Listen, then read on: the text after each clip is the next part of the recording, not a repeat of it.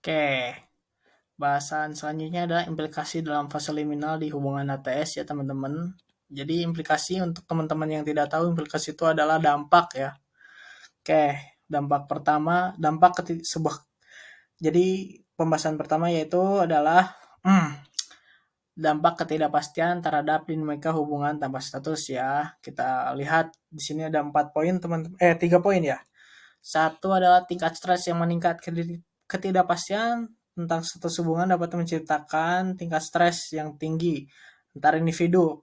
Pertanyaan mengenai sejauh mana keterlibatan eksklusivitas dan arah hubungan bisa menjadi beban emosional antar individu. Jadi dengan tidak jelasnya hubungan atau tidak ada kepastian dalam suatu hubungan di HTS ini dapat memengaruhi tingkat stres di individu tersebut ya teman-teman. Kedua yaitu kebingungan dan perasaan ketidakamanan. Nah, kurangnya kejelasan mengenai status hubungan HTS dapat memunculkan kebingungan yang signifikan. Pasangan mungkin merasa sulit untuk memahami dinamika hubungan mereka. Pada gilirannya dapat menyebabkan perasaan ketidakamanan. Rasa tidak pasti ini dapat menciptakan kerumitan. Jadi di hubungan itu tuh bisa menciptakan suatu kerumitan di dalam hubungan ini secara komunikasi atau secara emosional bahkan seperti itu. Hubungan selanjutnya bukan. Implikasi selanjutnya adalah kerumitan dalam berkomunikasi. Dampak ketidakpastian menciptakan kerumitan dalam berkomunikasi antar ya itu terhela antar mereka. Jadi poin selanjutnya adalah kerumitan dalam komunikasi. Dampak ketidakpastian menciptakan kerumitan dalam komunikasi antar pasangan. Mereka cenderung menghindari pembicaraan mendalam tentang status hubungan atau menggelak dari topik yang dapat memperumit situasi. Hal ini dapat menghambat proses komunikasi. Jadi, bila ada pertentangan dalam hubungan ATS ini di salah satu pihak yang menanyakan status atau kepastian hubungan mereka, biasanya akan terjadi suatu gejolak komunikasi antar individu tersebut yang menjalani hubungan HTS ini seperti itu. Nah, peran individu dalam menciptakan makna dalam keadaan liminal.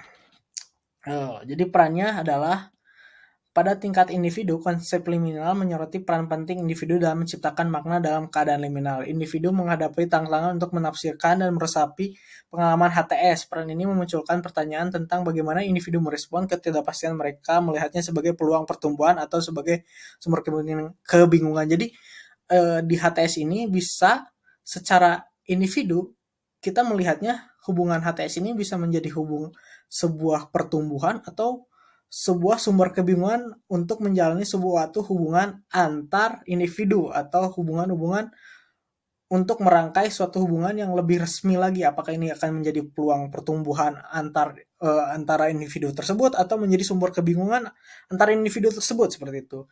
Dengan menerapkan konsep liminal Turner pada HTS, analisis ini membuka pemahaman lebih lanjut tentang bagaimana ketidakjelasan status menciptakan kondisi liminal memengaruhi pola perilaku pasangan dan memiliki implikasi dalam terhadap dinamika hubungan antar individu pada Gen Z ini seperti itu. Oke.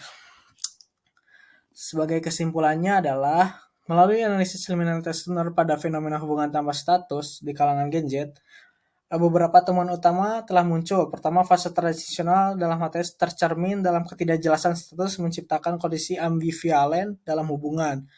Pola perilaku yang kompleks bertentangan muncul sebagai hasil dari ketidakpastian ini. Seiring dengan itu, potensi perubahan dalam identitas dan dinamika hubungan menjadi ciri khas dari keadaan liminal ini. Hasil bahasan ini juga menggambarkan dampak ketidakpastian terhadap dinamika hubungan HTS. Pasangan HTS mungkin mengalami tingkat stres yang lebih tinggi dan kompleksitas dalam berkomunikasi karena kurangnya panduan yang jelas.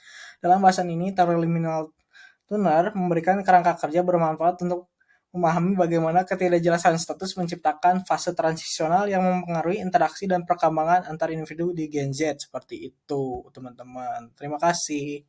Begitu saja dari bahasan saya untuk memenuhi ujian akhir semester mata kuliah diskursus kebudayaan. Bila topik walidaya, wassalamualaikum warahmatullahi wabarakatuh.